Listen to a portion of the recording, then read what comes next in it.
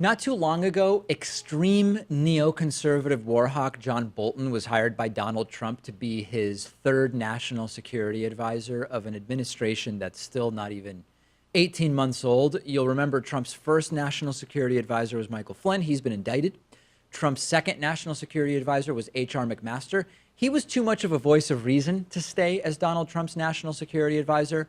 So in comes John Bolton, one of the architects of the Iraq War, which Trump supposedly said was the biggest mistake of the Bush administration. But nevertheless, in comes John Bolton as Trump's third national security advisor. And immediately after John Bolton's hiring, the United States is announcing it's pulling out of the Iran deal. North Korea blames Bolton in part for the cancellation of the summit with Trump, which may or may not be back on. I guess we're not really sure at this point. We still have an interview scheduled to take place from the summit, even though we don't know whether the summit is actually going on, but we'll talk about that at another point.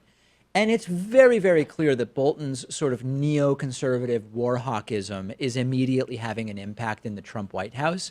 And now the latest is that John Bolton has hired a hate group executive as his chief of staff. Fred Fleitz has been hired to run the staff of the National Security Council. He's been the senior vice president of Frank Gaffney's Center for Security Policy. And Dylan Williams from J Street tweeted about this, saying John Bolton has chosen Fred Fleitz as the new National Security Council Chief of Staff. Fleitz is Senior VP of Frank Gaffney's Center for Security Policy, a Southern Poverty Law Center designated hate group that the Anti-Defamation League condemns as, quote, dedicated to advancement of myriad conspiracy theories and anti-Muslim extremism. This is really, really, really bad. Frank Gaffney is a complete extremist lunatic who has actually had contact with Trump. He's one of these conspiracy theorists. Many of the conspiracy theorists are anti-Muslim. He said, for example, that over the last 20 or so years, his comments have included that Saddam Hussein was involved in the 1993 World Trade Center bombing and the Oklahoma City bombing, that Hillary Clinton's aide, Huma Abedin, is a secret agent of the Muslim Brotherhood, which was actually repeated by people like Michelle Bachmann, who at the time was a congresswoman.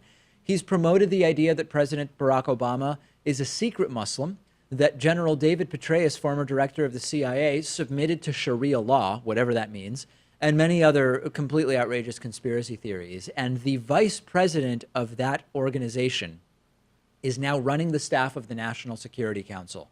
The National Security Council, responsible for some of the most important decisions our country makes about keeping Americans safe.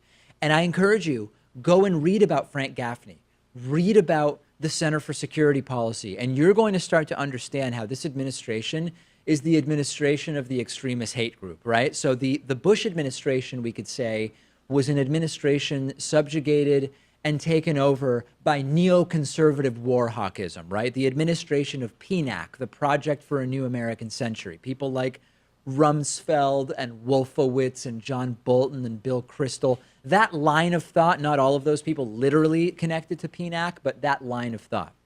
The Trump administration is the administration of hate groups and ideological extremist conspiracy theorists. The people like Jerome Corsi, who during the Obama administration were saying stuff like Michelle Obama's a man and, I don't know, John Brennan is a secret Muslim or whatever it was that that guy was saying.